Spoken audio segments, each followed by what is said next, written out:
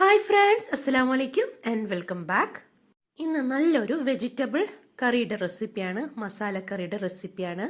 അപ്പോൾ ഗ്രീൻ പീസും കോളിഫ്ലവറും കൊണ്ടുണ്ടാക്കാൻ പറ്റിയ നല്ലൊരു ഹെൽത്തി ആയിട്ടുള്ള ഒരു റെസിപ്പിയാണ്. ഇത് ചപ്പാത്തിയുടെ കൂടെയോ പൂരിൻ്റെ കൂടെയോ ദോശയുടെ കൂടെയോ ഒക്കെ കഴിക്കാൻ പറ്റിയ റെസിപ്പിയാണ്. അപ്പോൾ വീട്ടിലോട്ട് പോകാം. ഇതിനായിട്ട് ഞാൻ ഒരു കപ്പ് ഗ്രീൻ പീസ് കുതിർത്ത് വെച്ചിട്ടുണ്ടായിരുന്നു.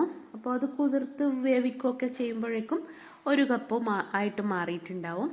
അങ്ങനെ കുതിർത്തെടുത്തിട്ടുള്ള ഗ്രീൻ പീസ് ആണിത്. ഇനി ഒരു കപ്പ് കോളിഫ്ലവർ പൂക്കളായി അടർത്തി എടുത്തിട്ട് ഇനി അതിലേക്ക് ഉപ്പും മഞ്ഞൾപ്പൊടിയും ഇട്ടിട്ട് ചെറിയ ചൂടുവെള്ളത്തിൽ കുതിർത്ത് വെച്ചതായിരുന്നു അരമണിക്കൂറോളം. അതിനുശേഷം ഞാൻ ഗ്രീൻ പീസ് വേവിച്ചെടുത്തിട്ടുണ്ടായിരുന്നു. ഒരു ടീസ്പൂൺ മുളക് പൊടിയും കുറച്ച് ഉപ്പുകൂടി ചേർത്തിട്ട് അധികം ഉടഞ്ഞു പോകാത്ത രീതിയിൽ വേവിച്ചെടുക്കുക. അതുപോലെ തന്നെ കോളിഫ്ലവറും ഒരു വിസിൽ വരുന്നവരെ മാത്രം ഒന്ന് വേവിച്ചെടുക്കുക. വെന്തൊടയാൻ പാടില്ല.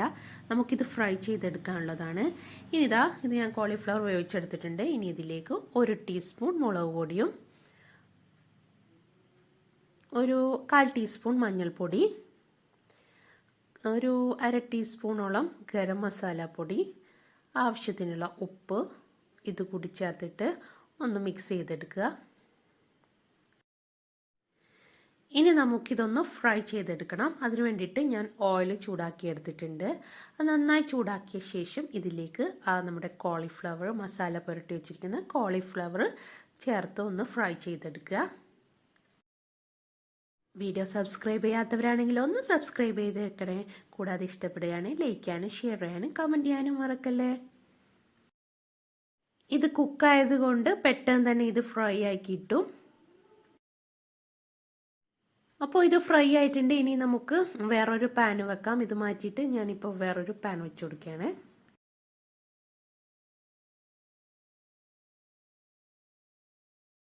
ഇനി ആ പാൻ നന്നായി ചൂടാക്കിയെടുത്ത ശേഷം ഇതിലേക്ക് വെളിച്ചെണ്ണ ഒഴിച്ച് ചൂടാക്കിയെടുത്തിട്ടുണ്ട്.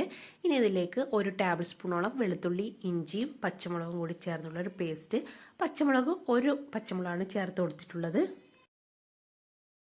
ഇനി അതിൻ്റെ പച്ചച്ചോവ് മാറുന്നവരെ ഒന്ന് വഴറ്റി കൊടുത്ത ശേഷം ഒരു സവോള കട്ട് ചെയ്തെടുത്തത് ചേർത്ത് കൊടുക്കുക. എന്നിട്ട് നന്നായിട്ടൊന്ന് ഇളക്കി കൊടുക്കുക. അത് ചെറിയ ഗോൾഡ് കളർ ആവുന്നവരെ നമുക്കൊന്ന് വഴറ്റി കൊടുക്കണം. അതിനുശേഷം ഞാൻ അര ടീസ്പൂൺ മുളക് പൊടിയും ആവശ്യത്തിനുള്ള ഉപ്പും കൂടി ചേർത്തിട്ട് ഒന്ന് നന്നായിട്ടൊന്ന് വഴറ്റി കൊടുക്കുന്നുണ്ട്.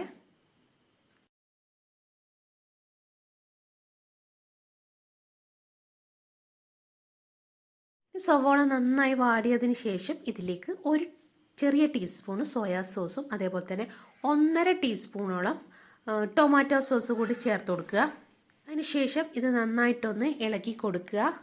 അത് എല്ലാത്തിലും പിടിക്കുന്ന രീതിയിൽ ഒന്ന് നന്നായിട്ടൊന്ന് മിക്സ് ചെയ്തെടുക്കുക. ഈ സവോളയിൽ നന്നായിട്ടൊന്ന് മിക്സ് ആക്കി കൊടുക്കുക. ഇനി ഇതിലേക്ക് നമ്മൾ വേവിച്ച് വെച്ചിരിക്കുന്ന ഗ്രീൻ പീസില്ലേ അത് ചേർത്ത് കൊടുക്കുക.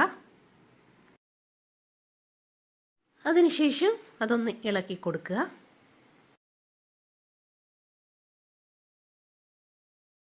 ഇനി നന്നായി ഇളക്കി കൊടുത്തതിന് ശേഷം നമ്മൾ ഫ്രൈ ചെയ്ത് വെച്ചിരിക്കുന്ന കോളിഫ്ലവർ കൂടി ചേർത്ത് കൊടുക്കുക.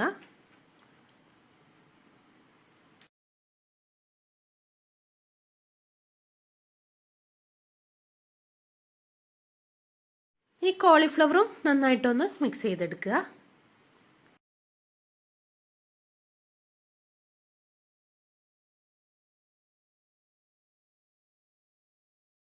അവസാനമായിട്ട് ഇതിലേക്ക് എരിവിനനുസരിച്ച് കുരുമുളക് പൊടി ചേർത്ത് കൊടുക്കാം. കൂടാതെ ആവശ്യമെങ്കിൽ ഉപ്പൊന്ന് ചെക്ക് ചെയ്ത ശേഷം ആവശ്യത്തിനുള്ള ഉപ്പ് കൂടി ചേർത്ത് കൊടുത്തിട്ട് ഒരു 2 മിനിറ്റോളം ഒന്ന് അടച്ചു വെച്ച് സെറ്റ് ചെയ്തെടുക്കുക.